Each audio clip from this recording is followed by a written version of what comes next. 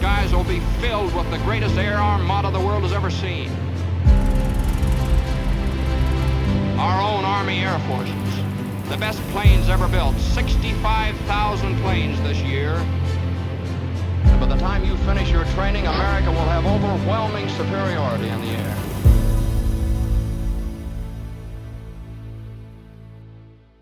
Good morning, everybody. Thanks for coming out. I'm all wired up. I got 2 mics and 2 controls, and if I start glowing, you'll understand I'm electrified. We're going to talk today about the Battle of Guadalcanal. Guadalcanal is a little spit of land down in the Southwest Pacific. The battle for that island turned out to be one of the great initial battles of World War II. I like to specialize in talking about and studying battles where the outcome has repercussions far beyond the amount of forces that were involved in that battle. And the battle for Guadalcanal was one of those kinds of battles. There were 2 airplanes that starred in that victory for the United States, and one was the SBD, Dauntless Bomber, of which you see a great example of over there. The other one was the F-4F Wildcat fighter. And you'll see those prominently talked about in here. The eventual victory at Guadalcanal opened the door to Tokyo. That was the step that provided the first offensive action. And that led to more battles. That led to battles in New Guinea, the Philippines, eventually Okinawa, Iwo Jima, the Japanese islands. So it's quite an important piece of military history from World War II.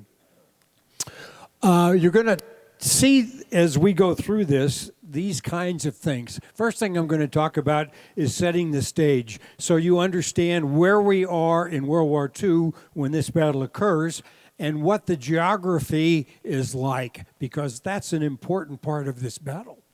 We'll talk about the U.S. landings. A Marine division landed on Okinawa, 14,000, or on Guadalcanal, 14,000 strong. You'll see the Japanese response to that landing and how they attempted to wrest control back. There are major naval and air battles associated with this campaign. I don't mean to diminish the land part of it. There were certainly some big fights on the land too. But the majority, the really big important parts of this battle were air and naval battles. And the story ends with air power dominating. Air power was the key to the victory at Guadalcanal. And it was primarily Marine, Navy, and Aviation with support from the Army Air Forces. And then we'll talk about what the victory there meant, how that led to other important things. Let's set the stage, okay? There's a map of the Pacific. Most folks don't have a really good notion of how big the Pacific is. There you see Australia. Australia is the size of the United States. So that ought to give you some feel for how the vastness of the Pacific Ocean and the islands that are out there. Well, Japan began its conquest in the Pacific much earlier than most people realize. So some people think World War II started on December 1941 when Japan attacked Pearl Harbor. No, not true. Some people think World War II started in 1939 when Germany invaded Poland and then moved westward. Not true. World War II started in 1937 when Japan invaded China, the Japanese-China War. And at the time of the Japanese attack on Pearl Harbor, they had about 750,000 men already in China. So the Pacific was really the start of World War II. Japan wanted to be a major power, And they wanted to control the Pacific, but without resources, they couldn't do that. And so their conquests were to get the kind of resources that they needed. They struck south and seized the Dutch East Indies, which were a major source of oil. Japan had no oil of its own. And they continued their conquest in many directions. We'll focus a little bit on that in subsequent slides, but this is kind of the area that Japan had taken control of by April of 42. On December the 7th, Japan struck Pearl Harbor and struck the Philippines and Wake Island and some other U.S. territories. Why did they do that? They wanted to give the United States a bloody nose so we'd stay out of their seizure of the Dutch East Indies. That's why they hit us. They wanted to keep us from interfering with their seizing of the oil country. Why is the Philippines important? Because in this 1941, the Philippines were a possession of the United States. It's much like Puerto Rico is today, where it's a possession but not a state. So we had big air forces and ground forces in the Philippines. Why would they hit Pearl Harbor? Well, obviously, that's the site of the U.S. Pacific Fleet. So that's why Japan struck those two bases. Today, we're going to focus on an area down here in the Southwest Pacific. Most of the fighting in 1942 was on the edge down here, of the edge of the line of Japanese conquest in places like New Guinea. This is the second biggest island in the world, New Guinea. It looks kind of like a lizard or a dinosaur if you look at the shape of it. There's Guadalcanal. It's a tiny little island that sits in the Solomon Chains of islands just east of New Guinea. So that's where we're predominantly going to be talking about today. What was the situation on the bases in that time? By the time this battle gets going, Japan has bases at Rabaul, which was one of its major bases, where most of its air force in that region was stationed. At Bougainville, which was another Japanese base, and at New Georgia, which was a Japanese base. And there you see Guadalcanal right there. Okay.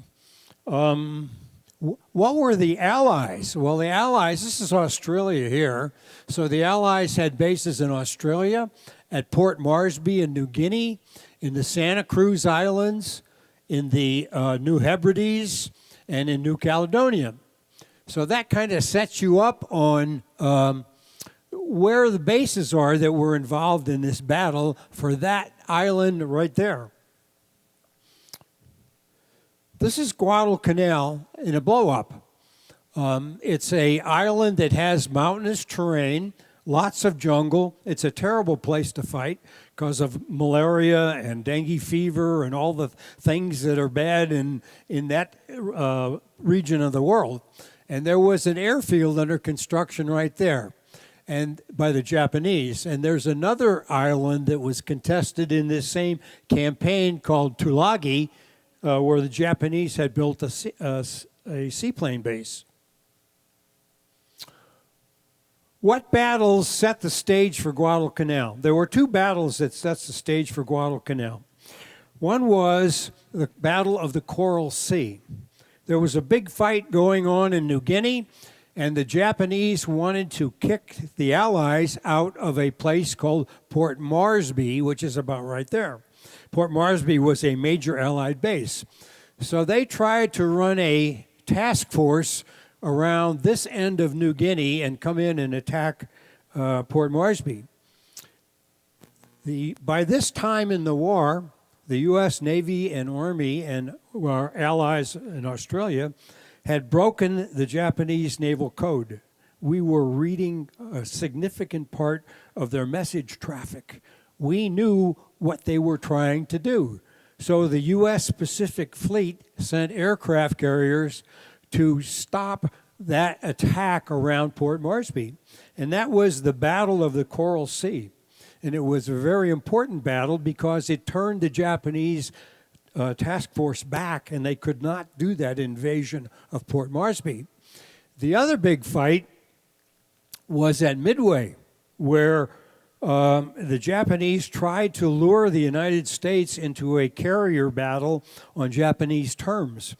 Again, code breaking was the key because we knew what they were planning.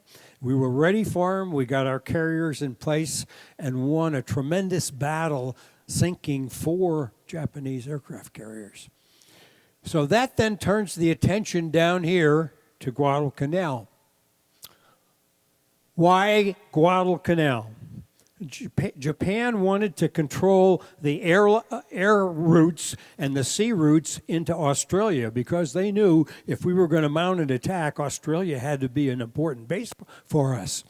So they wanted to control with long-range bombers the sea lanes between the United States and Australia. And why from the Americans did we want to contest Guadalcanal from the Allied point of view? Because after those 2 major Allied victories, it was time to begin taking territory back from the Japanese and beginning the march back to Tokyo. So that set up the battle for Guadalcanal. And the Guadalcanal airfield played a major role in this whole battle. The Japanese had started building this airfield. It wasn't completed yet when this battle occurred.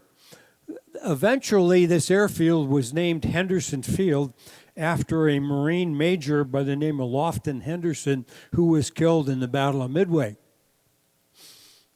The operation to take Tulagi and Guadalcanal was called Operation Watchtower. And it had 2 objectives. One was destroy the seaplane base on Tulagi that the Japanese used for long-range reconnaissance. And that's the harbor on the island of Tulagi. The other was to capture that airfield and prevent Japan from staging bombers there that could control the sea lanes. So those were the 2 objectives of Operation Watchtower. How about the forces involved? The United States bought, and the Allies, by the way, Australia, brought 75 ships, including aircraft carriers and including troop transports and all of the supporting ships that you would think would be involved in that kind of operation. 238 combat aircraft on aircraft carriers, on the 3 carriers, plus a few that were staged on land nearby. 35 B-17s participated in that, Army Air Force bombers. 31 PBY patrol planes, like we have over in the other pavilion, also participated. And 14,000 men of the U.S. Marines 1st Division, which landed. 3,000 of them landed on Tulagi and 11,000 landed on Guadalcanal. What did the Japanese have? They had about 3,000 troops and construction workers on the 2 islands. There were about 100 bombers and fighters at their air base on Rabaul, and they had a large carrier strike force that was at an island called Truk, which is north of this whole area. So those were the opposing forces. Who were the commanders? This guy here is Admiral Chester Nimitz. Nimitz was a great theater commander. He was just really fantastic. He didn't get too excited when things were either very good or very bad. He had a great staff which he trusted and let them do their work. He had some good subordinate commanders. So Nimitz goes down in history books as being one of the really truly great commanders of World War II, and eventually becomes one of the officers who gets promoted to 5 stars at the end of the war. His subordinate in the South Pacific Theater was a guy by the name of Gormley. Gormley was a vice admiral. He had a pretty good record, but he was a conservative guy and not a great thinker. He was a cup half empty kind of guy. He eventually gets fired, moved to a different place in a training environment where he does really good. The guy who replaces him is Bill Halsey, a great carrier commander. He's the exact opposite of the temperament of Gormley. He's a creative commander. He's an aggressive commander. He's a risk taker, all the things that Gormley was not. Frank Jack Fletcher, another admiral of the Navy who leads the carrier forces, the 3 carriers that are involved in this battle. And then there are 2 other key officers. This is Richmond Kelly Turner, a Navy admiral, who leads the invasion force, the transports and its protecting force, and General Vandegrift, who is the commander of the 1st Marine Division, who worries about the land campaign. So that's kind of the leadership on the Allied side. On the Japanese side, the top dog is Admiral Yamamoto, who is the founder or the developer of the Pearl Harbor attack plan. He also led the Japanese forces at Midway, and he is the top guy in the Japanese Navy in terms of respect, rank, and thinking strategically. This Admiral Kusaka led the naval air forces that were based at Rabaul, and Admiral Nagumo was the carrier force commander for the Japanese during the battle. This guy, there are actually 2 of them. This is the key guy, Kusaka, from the Navy's aviation side for Japan. So what happens? Well, on August the 7th, that's an pretty important date for me, because August the 8th is my birthday. So this battle starts one day before I was born. Okay, a task force, Yoke, part of the naval task force, lands troops on this Tulagi Island, about 3,000 Marines, and the Japanese put up a pretty stiff fight, and it takes a couple of days for them to secure that island and some of the surrounding territory.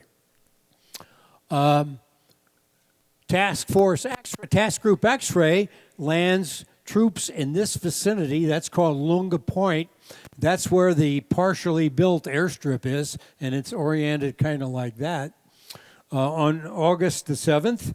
And they meet very little resistance. They eventually put 11,000 guys ashore, but they meet very little resistance. The Japanese had about 3,000 people on the island, but only about 1,000 of them were troops. The rest were construction workers. So initially, there wasn't much resistance by the Japanese, but in the days that followed, a lot of resistance.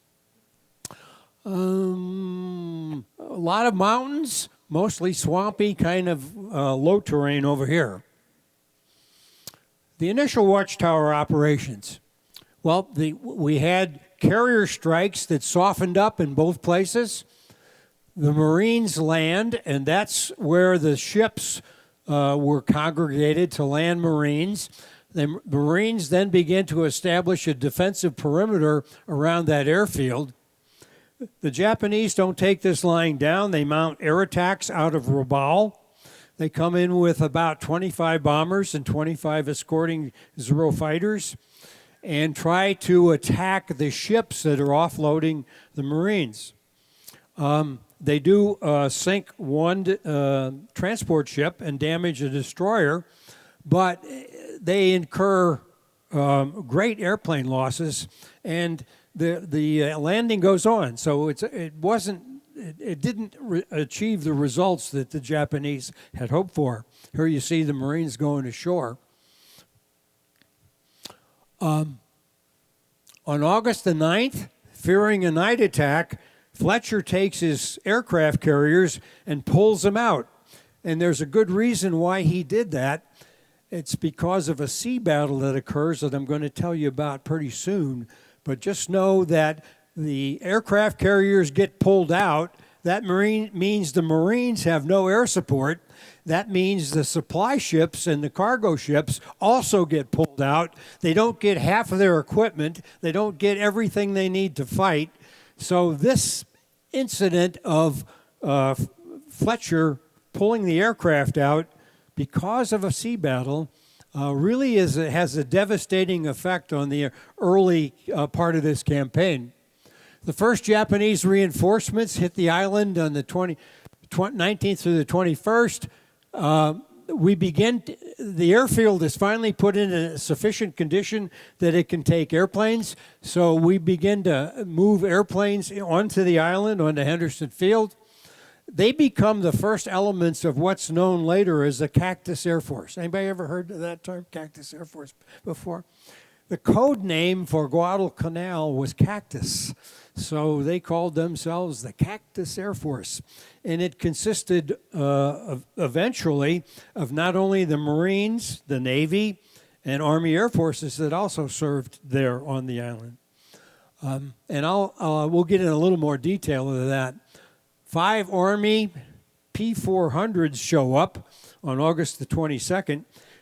P-400 was the export version of the P-39 fighter, which you see there. So the kinds of fighters on the island initially were the F-4F Wildcat and the Army P-39. I'll talk a little bit more about those fighters in a subsequent slide. So here's an overview of how the battle goes, to give you an idea. Whoever controls the airfield is going to win. Because if you have that airfield and you can bring air power in there, you can control all the sea lanes around the island. So whoever owns the airfield is going to win. So that's what the big fight's all about. There are major air and sea battles that contest the Allied blockade. The Allies begin to put a blockade around that island to prevent the Japanese from coming in and reinforcing. Piecemeal Japanese reinforcements at night. They understand that the U.S. owns the air during the day, but they own the night. So they try to bring in their stuff at night. But it's not enough. You'll see that shortly. There are major land battles that fail to eventually break through the Marine lines. The Marines need a little help as this battle progresses, and the Army brings in the Americal Division, if anybody's ever heard of that before, but it becomes both an Army and Marine land battle. Japanese ships bombard the airfield on most nights. So when air power can play, which is daytime, the Japanese ships stay away. At night, they bring them in, bombard the airfield, try to destroy our airplanes and put the airfield out of commission. During the day, they run down from Rabaul and try to bomb, but it's insufficient. They don't have enough air power to do it. And the campaign climax is in the period of 10 October to 25 November. Remember, it starts on the 7th of August.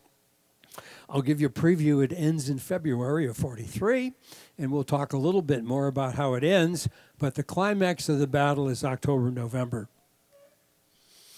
The Cactus Air Force. Navy, Marine, F-4F fighters, SBD dive bombers, TBF torpedo bombers of VT-8. You had a talk on VT-8 last couple of months ago. Their mission, defend the airfield, attack Japanese reinforcements, and support the Mud Marines when they need it. On 31 August, they had 64 airplanes. On 14 August, after a serious bombardment by Japanese ships at night, they're down to 5 flyable airplanes. 5. But over the course of the next month, they bring in more. They get up to 80 aircraft. And by December, January, they've got like 160 airplanes on the 2 airfields. Henderson Field was the main airfield. In September, they opened another small field that was only suitable for fighters, and naturally they called it Fighter Field. Okay. Every day was a crisis for the Cactus Air Force. Either they didn't have enough bombs, they didn't have bullets, they didn't have enough aviation gas, the airfield had been damaged. I mean, it was just one crisis after another. It's amazing that they did what they did. The second fighter airfield was opened up on September the 9th. There you see F-4F Wildcats, the fighters lined up at Guadalcanal, and there you see some of the Marine ground crew that took care of those fighters. Early on, because they had to pull those ships out and they didn't get all their equipment, everything was done manually. Gas was loaded with hand cranks. Bombs were hand loaded. They had no equipment to do that. It was just one big problem after another early on in this campaign. Well, in the air battles, what were the primary aircraft involved? On the Japanese side, their primary fighter was the Zero, A6M Zero, which was a very maneuverable fighter. Not terribly great at high altitude, but very maneuverable in the 10 to 20,000 foot range where most combat occurred. Their primary bomber was the Betty bomber. It had 2 engines, could carry a decent bomb load for an airplane of that size. And they used some Val dive bombers early in the campaign to attack U.S. ships. It's an 8-hour trip from Rabaul to bombing Guadalcanal to going back. That includes time of getting in their airplane, warming up, taking off, flying, doing their combat mission, flying back, landing, and getting out of the airplane. So they could be in the airplane 8 hours. In a single-seat fighter, that's pretty decent, man. That's pretty decent. It's very hard to do that. Yeah, some of the guys around here who flew long fighter missions. I know there are some of you that typically come, and that's a hard pull. 50% of U.S. airmen who were shot down were recovered. Almost none of the Japanese shot down were recovered because they're fighting on our turf. You know, they're fighting over our island, right? The U.S. aircraft, which I'll describe here in just a second, were much more survivable. Some of these Japanese airplanes were called Ronsons, which was the famous lighter of the period, because one incendiary bullet could put them on fire. They did not have self-sealing gas tanks. So if you could get an incendiary into their gas tank, they were going to burn. So not very survivable. The U.S. fighter's primary fighter was the F-4F Wildcat, and it wasn't quite as fast as the Zero and not quite as maneuverable, but it was much more rugged. And it could hold its own. And in fact, you'll see some numbers here that show it did pretty good. This battle is the first time Japanese fighters met with Wildcats. It's the first time in World War II that combat occurred. The SBD, which you're going to hear more of as we go on today, it's had an incredible record. It sank more Japanese ships than any other thing in the Pacific. And the TBF torpedo bomber, which saw its initial combat at Midway and didn't fare very well, but it also was introduced here down in Guadalcanal. How about U.S. fighter tactics? Well, they're going up against the Zero. So you don't want to fight on the Zero's home turf, where it can be very maneuverable, where it wants to get you in a close-in fight. So what you do is you want to hit and run, get altitude, be above them, come down through them, hit them, then get out of there and recover. So they want to be 5,000 feet higher. Another thing that our pilots did was adopt the tactics that John Thatch developed called the Thatch weave. And the Thatch weave is such that two airplanes start weaving around each other in this fashion. And when you weave like that, here's a Japanese, here's a U.S. When you weave like that, and this guy's weaving in, you will always get a shot at the Japanese fighter. So the Thatch weave allowed mutual defense. Every time you weaved, one guy always had the other guy's tail. So it was a great, great combat maneuver. There wasn't enough Allied air power to get air sovereignty. That is, you controlled everything about the air. But there was enough to get local air superiority. So the name of the game was disrupt Japanese bombing attacks and down Japanese aircraft. And that's what they tried to do and did it. How about the conditions? I don't know if you can make that out very well, but this is all swampy kind of terrain due to heavy rains. And here you see tents scattered in there. Airfield personnel lived in terrible conditions, and that included the pilots. Not only the ground crews, but the pilots too. Mud flood, floored tents. In fact, there were more casualties from tropical diseases than there were from combat in this campaign. It's an ugly place. When you top off the disease threat and the mud tents with the airfield being shelled frequently and bombed almost every day, here's an example of the shelling. On the 13th and 14th, Japanese ships came in at night and they fired 700 14-inch rounds on the airfield itself. And that's when they almost wiped out the Cactus Air Force. Combat fatigue was a serious problem. Disease, lack of food, just all of the things that can go wrong and did go wrong, plus the climate. So they, particularly pilots, about a month or two is all you could get out of a pilot before combat fatigue took them to the point where they weren't effective anymore. I've already mentioned the aircraft had to be fueled by hand pump. There you see Henderson Field, and it was covered in what's called pierced steel planking or Marston mats.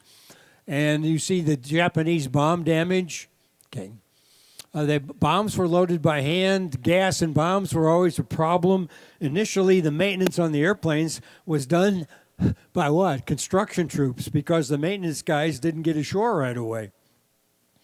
The Seabees, the Navy construction guys, and the Marine construction troops excelled. They kept that airfield operating the whole time. It was never completely out of business.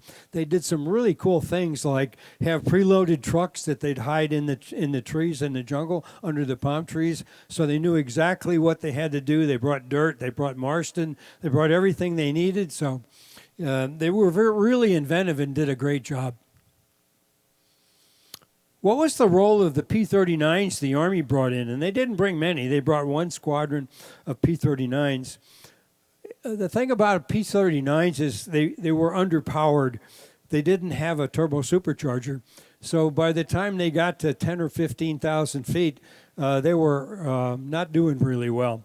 And so their performance was not good. It took them a long time to get to altitude, and even when they got there, they couldn't perform very well. So it turned out they really couldn't contribute to the defense of the island and the airfield. So what they became is attacking barges and attacking Japanese troops. And they were very effective at that. There was one time on the 14th of September during one of the land battles when the Marines asked for help. They were being attacked and they really needed help. So 3 P-39s took off bomb-loaded, and without ever getting out of the pattern, they took off from Henderson Field, made a turn, came around, hit the Japanese, made a turn, landed, rearmed, got more bombs, took off, and stayed in the pattern around the airfield the whole time. And the Marines were so happy with that support that General Vandergrift said, "You and your flight just saved Guadalcanal." And he was very effusive in the praise of the Army pilots. So they contributed in ways that they could, but they couldn't provide air defense. What was the role of Army B-17s? There you see a B-17 from one of the bomb groups, the 11th Bomb Group, that's on Guadalcanal's airfield. They supported the battle. They were based primarily in the New Hebrides Islands close by, and they staged out of Henderson for some of their missions, and they attacked Japanese airfields and shipping. So they were an important but not big part of the total air campaign. How about the Navy PBYs? The Navy had a couple of squadrons called Black Cats. Anybody ever heard of the Black Cats? They were PBYs that were painted all black, and they had radar altimeters, and they would go out hunting Japanese ships at night. And you imagine the PBY over there as an offensive weapon. And in fact, it turned out to be a very good offensive weapon. They'd come in silently, cut back on the engines, drop down on a Japanese ship. They had radar and radar altimeter. And before the Japanese knew it, boom, boom, boom, and their ships are hit. So the Black Cat Raiders were really good at what they did. In addition, there were other PBYs that conducted long-range reconnaissance. The PBYs were not based on Guadalcanal. They actually had seaplane tenders to the east and north of Guadalcanal where they were really based. So they had a water base and not a land base. 7 major battles fought to break the American blockade of the island. 7 major naval battles. The destruction of ships in these battles was so great that they started calling that body of water just north of the island Iron Bottom Sound because of the amount of ships that got sunk there. It's an amazing story.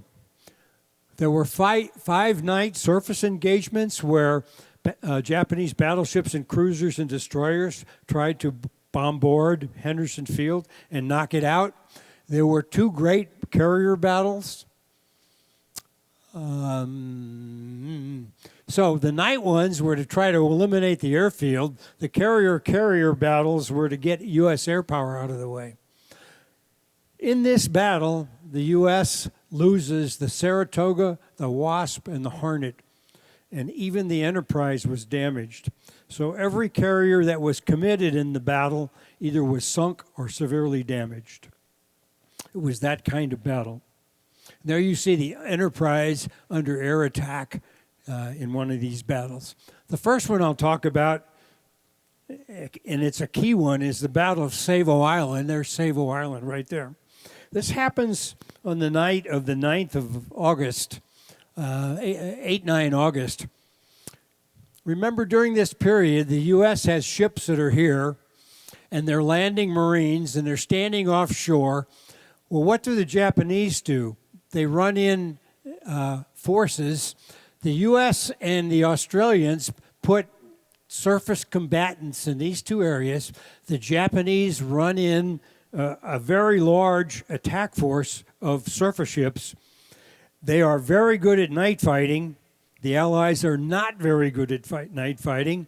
The Japanese catch the Allied forces by surprise. They sink or seriously damage 7 combat ships, cruisers, destroyers. The Japanese lose no ships. Essentially, the defense for all of this sea power that's sitting off here and the aircraft carriers over here are gone. The surface defensive is gone. So that's why Frank Jack Fletcher pulls the plug and takes his aircraft carriers away, because this whole area now is open to Japanese ship attacks at night. And once Fletcher pulls out with his aircraft carriers, then Richmond Kelly Turner has to take his transports and cargoes away, and that's why the Marines are stuck without food, without weapons, without all the people they need. So that's why the early part of the campaign was very tough.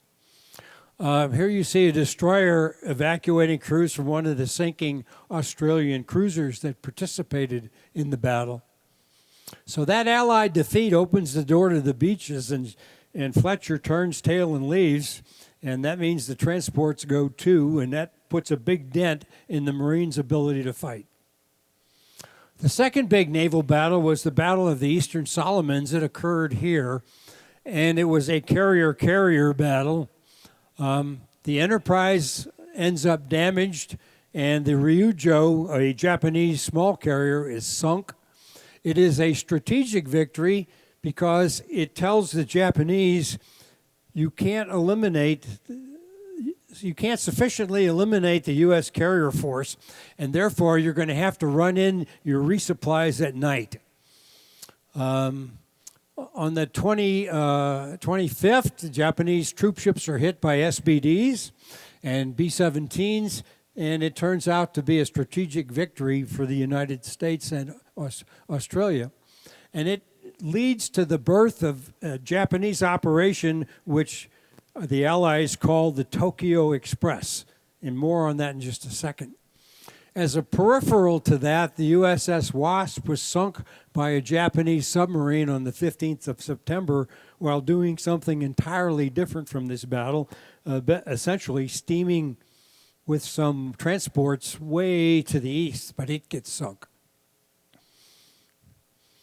What's the Tokyo Express? The Tokyo Express is the nighttime effort of the Japanese to run supplies and troops down this area called the Slot and land them on Guadalcanal. They know that if they're not gone by daylight, they're going to get slammed by U.S. airplanes. So they try to do this all at night with relatively small ships. And the Tokyo Express runs from August 42 to February 43. Turns out it's too little to sustain operations. The Japanese could never get enough power, a critical mass of power, to really turn the tide of the battle on Guadalcanal. Another major naval battle was the 11th to 16th October. It was called the Battle of Cape Esperance. Japanese night resupply and bombardment mission. 8 ships were able to land about 1,000 Japanese troops, and that's when they did that big gun attack on the airfield at Guadalcanal and almost put the Cactus Air Force out of business. That's when that happened. After this battle, Gormley gets fired, promoted, I guess, and moved to a different job, as you say, and Halsey replaces him. And Halsey brings a vigor and initiative to this battle that it sorely needs. So this battle occurred in that area right there. On the 26th, it's the Battle of Santa Cruz. That's a battle that occurred right there. It's another carrier-on-carrier battle. U.S. carriers perform very badly. The Hornet sunk, the Enterprise is damaged, but the Japanese also get hurt pretty bad in that they lose 160 airplanes and have 2 of their carriers damaged. So both fleets withdraw. Well, as long as the Japanese withdraw, it's a strategic victory for the Allies, right? So a strategic victory that was costly because of the carriers that were lost. The last great battle is the Battle for Guadalcanal. It was in November. That's the last major naval battle of the war. It's a really complex 3-day battle that occurs in those spots that you see there. They're trying to land troops here. They attempt a night breakthrough to hit the airfields. They don't get through. Japanese attempt night and morning landings. They're hit hard by U.S. air power. There you see some of the Japanese cargo ships burning due to that airplane right there that hit them in the following morning. So again, it's the last great battle, and it leads to the Japanese thinking real seriously about, can we ever win here? Okay. The land fighting occurs in kind of 3 separate battles. One's the Battle of Edson's Ridge. That's the one where the P-39s played such a key role. Then the Marines take the offensive. In October, the Japanese try a really big offensive with 7,000 troops. And a few get through to the airfield but are quickly eliminated. And after this land battle in October, the Allies begin to take the offensive on the ground. Well, the Japanese reappraisal, the Japanese high command, the Army high command, finally convinced themselves in December that we can't win here. We can't bring enough force to bear to win. The Americans now have resupply in hand. They're building up forces. They have plenty of ground forces on the island. Their air power is increasing. And the Japanese conclude it just isn't worth this cost. That turns out to be an important decision, because when the Japanese pull out, and they pull out secretly on the 2 nights in February, they take 10,000 troops off the island. It really means they have given up on the Solomon Islands. And when they give up on the Solomon Islands, that opens the door to New Guinea, to Philippines, to Iwo Jima.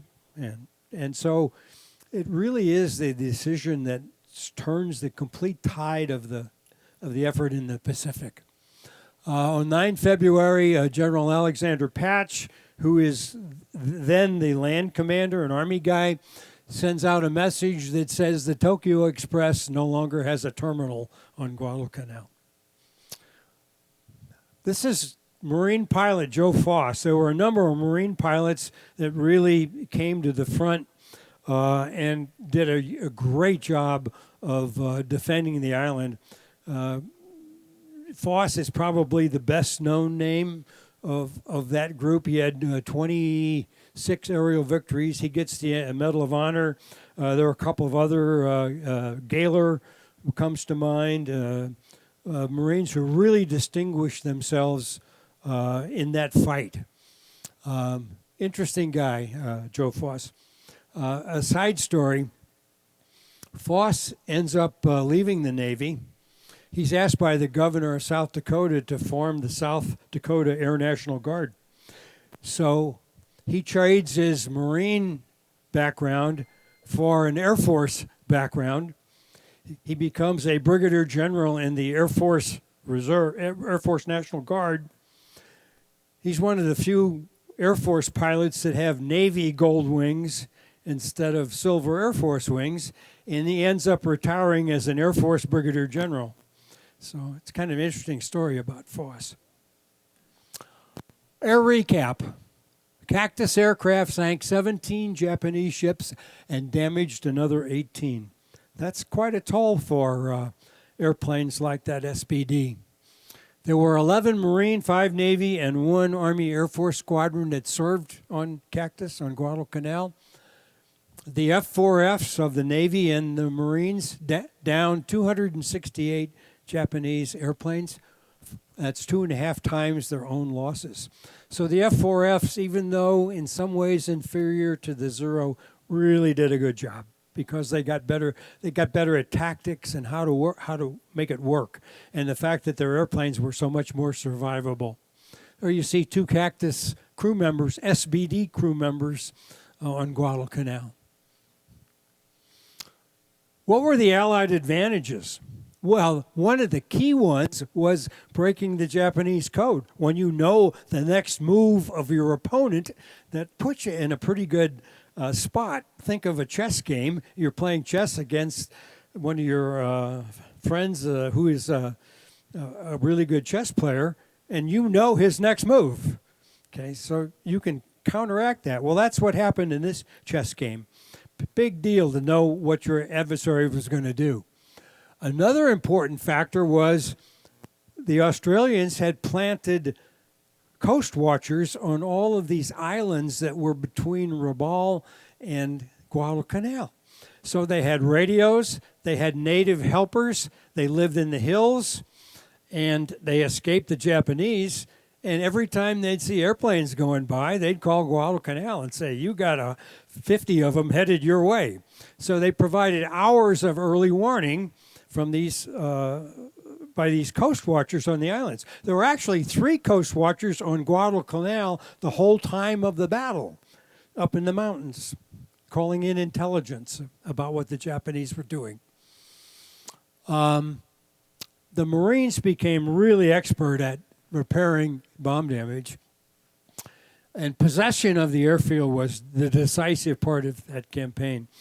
Whoever owned Henderson Field and could keep it and put airplanes on it would win, and that's what happened. There you see the junk pile on Henderson. Both sides suffered from lack of forces. Eventually, the U.S. supplies became better. We got more. And as in many things in World War II, when you pile up a supply of resources bigger than your opponent and dump it on them, you're going to win. The climate and terrain were really tough. As I mentioned before, tropical disease and starvation were really big factors, particularly on the Japanese side.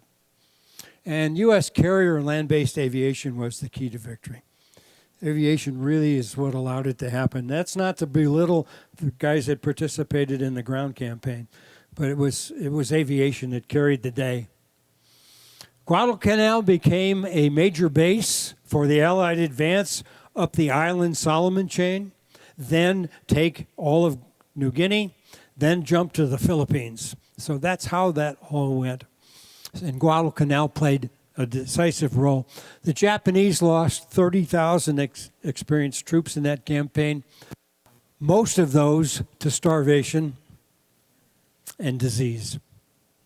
Each side lost 24 combatant ships. I told you about Iron Bottom Sound.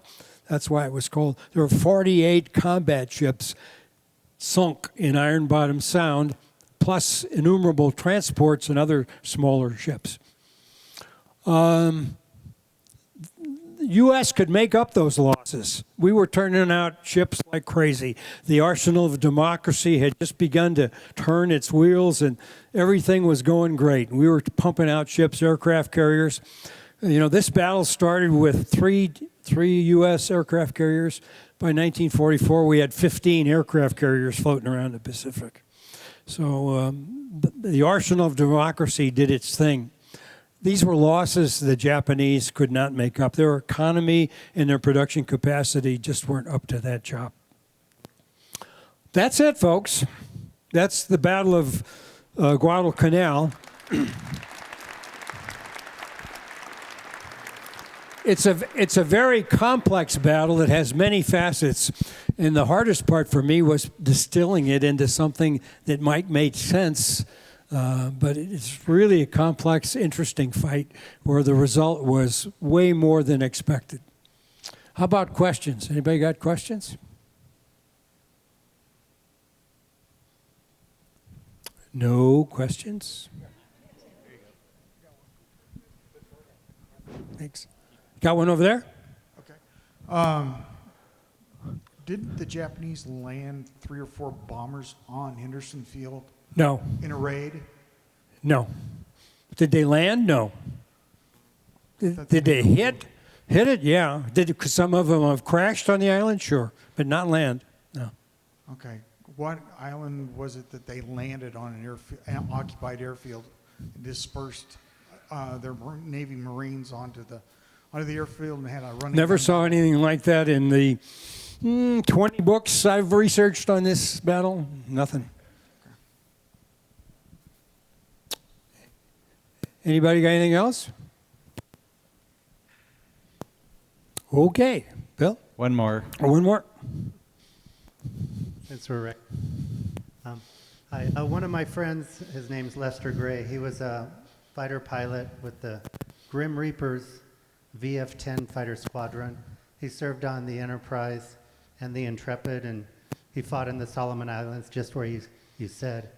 And he talked about kamikaze attacks on the planes, or on the carriers, on the Intrepid, but I don't recall him mentioning anything about the Enterprise.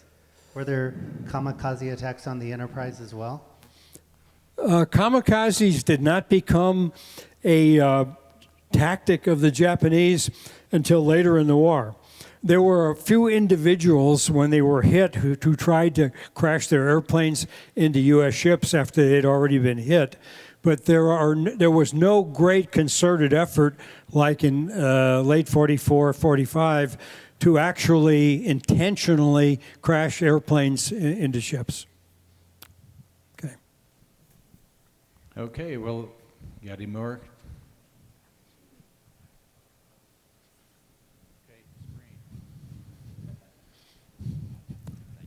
This is the first time I've been here. Would you mind just telling me or us 5 minutes about yourself and your story on this planet? Me personally? Retired Air Force You guy. can't do that in 5 minutes. Yeah. Retired Air Force guy, 30 years. 12 years in private industry, mostly aerospace. A fair amount of volunteer work. I am not a historian by vocation.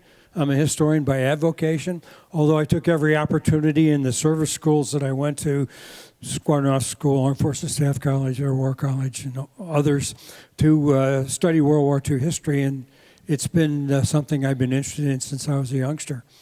Visited a lot of places to see a lot of battles firsthand, particularly in Europe. Volunteered here when it first opened up, been with the organization since day one. That's about it.